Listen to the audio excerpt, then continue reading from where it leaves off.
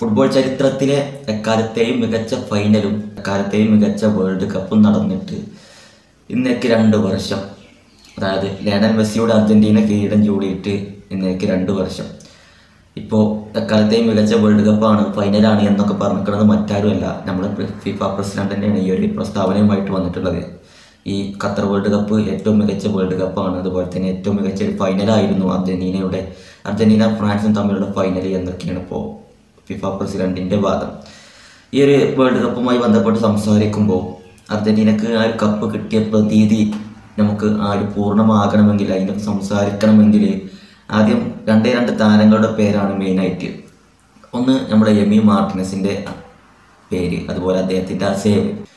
അർജന്റീനക്ക് world cup കിട്ടിയിട്ട് 2 വർഷം ആയി എന്ന് പറയുന്നതോടൊപ്പം പറയേണ്ട ഒരു പേരാണ് എമി മാർട്ടിനസ്.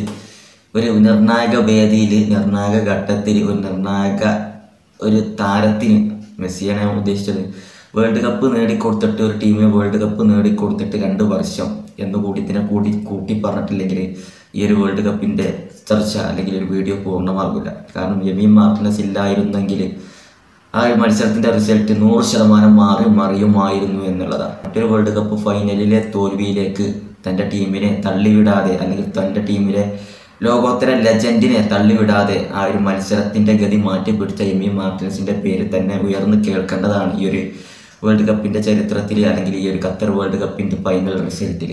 അതുപോലെ തന്നെയാണ് കിലിയൻ എംബാപ്പയുടെ പേര്. ആ ഒരു ഫൈനൽ മത്സരം അത്രയും വീറും വാശിയും ആകാനുള്ള കാരണം കിലിയൻ എംബാപ്പയാണ്. അദ്ദേഹത്തിൻ്റെ ഒറ്റയാൾ പോരാട്ടം നമ്മൾ ആ മത്സരത്തിൻ്റെ പല ഘട്ടങ്ങളിലായിട്ട് കണ്ടു.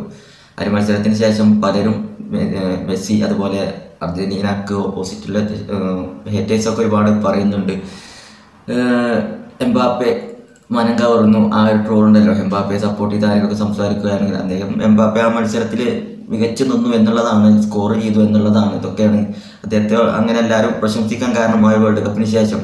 പക്ഷെ എന്നാലും അർജന്റീന ഫാൻസൊക്കെ പറയും എംബാപ്പെ മനം കവർന്ന എംബാപ്പെ എന്നൊക്കെ പറഞ്ഞിട്ട് പോയും അതുമായി ബന്ധപ്പെട്ട് ട്രോളുകളുണ്ട് അർജന്റീന ഫാൻസൊക്കെ. ഏതായാലും കിലിയൻ എംബാപ്പയാണ് ആ ഒരു മത്സരം അത്ര ആവേശമാക്കി മാറ്റിയത്, അതുപോലെ തന്നെ അർജന്റീനയുടെ പരിധിയിൽ എത്തിച്ചത് എമി മാർട്ടിനസ്. ഏതായാലും മികച്ച വേൾഡ് കപ്പ് പിറന്നിട്ട്, മികച്ചൊരു റിസൾട്ട്, വർഷങ്ങളോളമായിട്ടുള്ള അർജന്റീന ഫാൻസിൻ്റെ കാത്തിരിപ്പിന് അവസാനമിട്ടിട്ട് ഇന്നേക്കിപ്പോൾ 2 വർഷമായിക്കാണ്.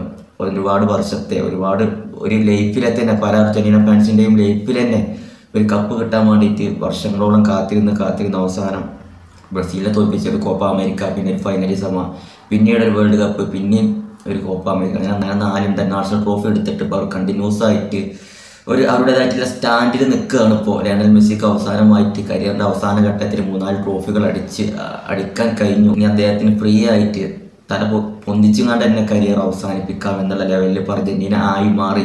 ഏതാനും കണ്ടിന്യൂസ് ആയിട്ട് 3-4 വർഷ കാലയളവിൽ ഏതായാലും ഖത്തർ വേൾഡ് കപ്പ് ഒരു മികച്ച വേൾഡ് കപ്പിനെ ഒരിക്കലും നമുക്കൊന്നും മറക്കാനാവാത്ത എക്സ്പീരിയൻസ് ഖത്തറിൽ നിന്ന് തന്നെ ഖത്തർ മാനേജ്മെൻറ്റ്, അല്ലെങ്കിൽ ആ ഫുട്ബോൾ മാനേജ്മെൻറ്റ് നമുക്ക് തന്നിട്ടുണ്ട് പല ഘട്ടങ്ങളിലായിട്ട്, പല മത്സരങ്ങളിലായിട്ട്. അതിൻ്റെയൊക്കെ പുറത്ത് ലയണൽ മെസ്സി കിരീടം ചൂടിയത്, അതൊന്നും പറഞ്ഞറിയിക്കാൻ പറ്റാത്തൊരാവേശം, ഒരു ഓർമ്മ തന്നെയാണ് അല്ലേ.